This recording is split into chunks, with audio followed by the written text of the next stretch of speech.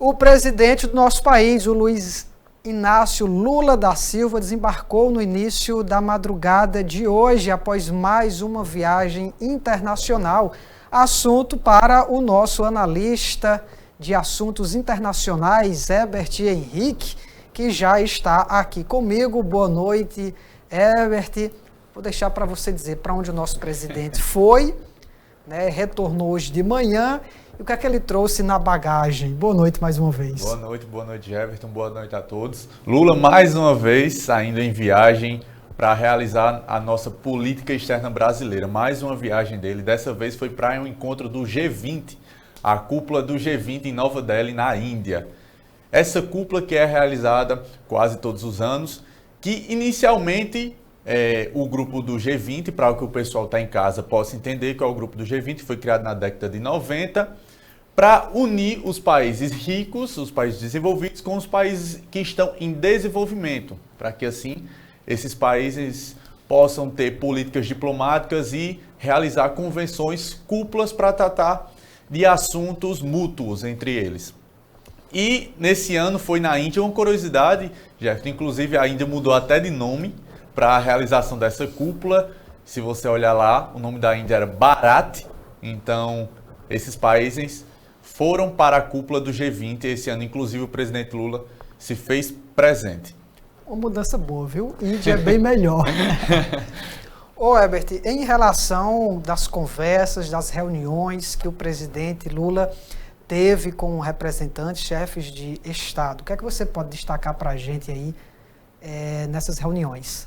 Na cúpula foi debatido vários temas, mas o Brasil ficou, vamos dizer assim, ficou em destaque diante das suas falas, principalmente por conta da questão da Rússia. Ele ficou em destaque, mas antes de a gente chegar nesse tema, a presidência do G20, uma presidência simbólica, foi passada da Índia para o Brasil. Essa é uma presidência simbólica e daí o Brasil agora vai ter que entrar em vários debates, trazer vários debates acerca de suas opiniões. Isso é um desafio, vamos dizer assim, isso é um desafio para a política externa brasileira, tendo em vista que ele vai ter que unir 3 grupos do G20. Se você analisar bem, esse G20 é meio que dividido em 3 grupos. Tá ali os grupos dos países desenvolvidos, que é os Estados Unidos, países da Europa. Tá ali os países que estão em desenvolvimento, vamos dizer, o México, o próprio Brasil, a Índia. E tem aquele grupo, a dupla de 2, aquele ditado, né? A dupla de 2, que é a Rússia e a China. Esse grupo, então, o Brasil, nesse ano aí de presidência do G20, vai ter que tentar unir esses 3 grupos, até porque o Brasil se diz neutro diante de todo esse multipoder que está ocorrendo, diferentemente da cúpula nos primeiros mandatos de Lula, onde ele tem um alinhamento melhor com Barack Obama, e agora com esse multipoder aí no mundo, ele vai ter que esse desafio de unir esses 3 grupos no G20.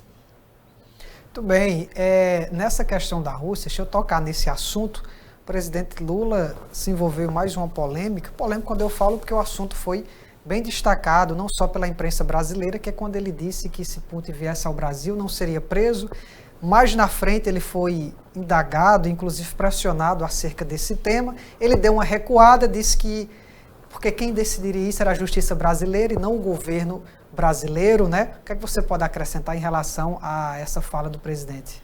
Bom, para que o pessoal possa entender, Putin, ele foi condenado no Tribunal Penal Internacional por crimes de guerra. Então, esses países que assinaram e ratificaram o Acordo de Roma têm que, vamos dizer assim, prender e transferir esses acusados do Tribunal Penal, e Putin é um deles. Inclusive, na reunião dos BRICS, Putin não foi à África do Sul, porque a África do Sul também faz parte do Tribunal Penal Internacional. A Índia também faz parte do Tribunal Penal Internacional.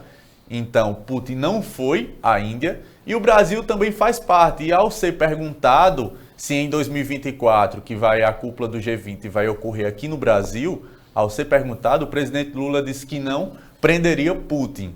Isso gerou uma certa revolta, até porque antes da cúpula, os Estados Unidos, a União Europeia queria levar esse debate da guerra da Ucrânia para a cúpula do G20. Então estava meio que, vamos dizer assim, uma quebra de braço entre os países da União Europeia e os Estados Unidos, frente também à China e à Rússia, que não queriam que esse tema fosse debatido no G20. E vamos dizer que sim, que nessa quebra de braço a Rússia levou a melhor, porque não foi debatido, teve uma fala ou outra sobre a guerra da Ucrânia, mas não foi debatido, vamos dizer assim, em larga escala, essa guerra da Ucrânia. E ao ser perguntado logo após isso, Lula falou que não sabia quem deveria dizer se Putin ia ser preso em 2024 aqui no Brasil, era a justiça brasileira.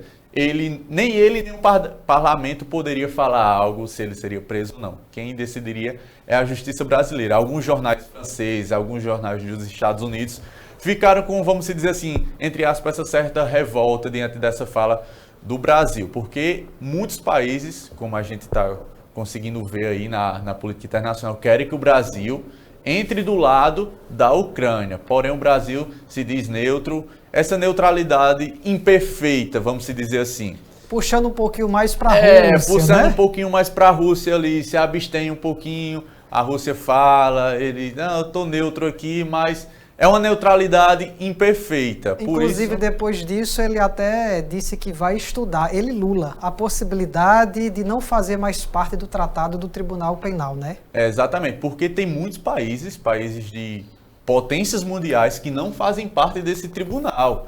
Porém, o Brasil, Índia, África do Sul faz parte dele. Então, vamos dizer assim, ele se sente obrigado a fazer isso. Porque quando você assina um tratado internacional, aquilo passa a valer como lei aqui no Brasil. Então, você tem que continuar aquele tratado, porque senão suas políticas diplomáticas, sua política externa, pode ocorrer sérios problemas. Então, Lula aí, vamos dizer, deu uma pendência nessa fala dele. Porém, a gente já trazendo a questão da cúpula, ele se absteve a falar disso no seu discurso e trouxe mais assuntos como mudanças climáticas, falou da questão do ciclone no Rio Grande do Sul, também trouxe uma cooperação, querendo trazer uma cooperação para acabar com essa desigualdade social, a fome no mundo, e também que quis fazer uma cooperação do biocombustível. Esse que é um assunto muito importante, então acho que acredito eu, que durante esse ano de presidência no G20, o Brasil vai trazer mais esses temas, mudança climática, fome, vai querer se abster da guerra da Ucrânia, novamente, porque muitos países querem trazer isso. Qualquer reunião diplomática, algum país desse tenta colocar a guerra da Ucrânia no meio. O Brasil sempre dando aquele pulinho, querendo sair desse assunto. Muito bem. Sobre a frase do presidente Lula, eu achei que foi aquela famosa batida de pino, né? Ele disse e depois, opa, deixa eu me consertar aqui. Inclusive, numa fala ele falou que os países não poderiam sequestrar, ele falou nessas palavras, a geopolítica mundial não poderia ser sequestrada por esses assuntos, por esses focos. Concordo também, essa parte aí eu concordo. Agora, para a gente finalizar esse nosso bate-papo sobre o G20, ano que vem será sediado aqui no Brasil o encontro. Vai ter benefícios para o nosso país esse evento? Você acredita nisso? Esse é um assunto, vamos dizer assim, a ser bem estudado, porque, como eu estava debatendo até com você, para a gente trazer em 1994 o Papa, já teve aquela mobilização nacional. Imagina você trazer 18 ministros, presidentes, líderes de Estado, mais os presidentes da União Europeia, e outro assunto que agora também entrou, a União Africana no G20. Então, muitos líderes de Estado no Brasil, no Rio de Janeiro, então a mobilização é grande, desde agora até o dia da cúpula. Em termos financeiros, você fala assim, a logística sairá muito cara, isso aí não tem dúvida, isso né? Aí não tem dúvida, até porque você tem uma questão de segurança, você está trazendo presidentes, você está trazendo os primeiros ministros, você está trazendo sheiks, príncipes ao Brasil. Então tem toda essa logística, questão de segurança, então tem que ter todo esse debate, desde agora até o dia da cúpula. É uma logística muito grande que o Brasil tem que ser estudado, até porque a cúpula vai ocorrer no Rio de Janeiro. Muito bem, eu já ia dizer o farol político, ao costume. O Sol News trouxe aqui assuntos internacionais para você, com o internacionalista, nosso analista de assuntos internacionais, Herbert Henrique. Obrigado por mais essa participação. Se quiser acrescentar alguma outra informação, fique à vontade, se não, até a próxima. Eu agradeço todo esse debate aqui, a gente conseguiu falar bem, não tem nada mais a acrescentar. Agora é só esperar Lula retornar já retornou agora ao Brasil e vê suas próximas agendas para a gente estar trazendo aqui para a população.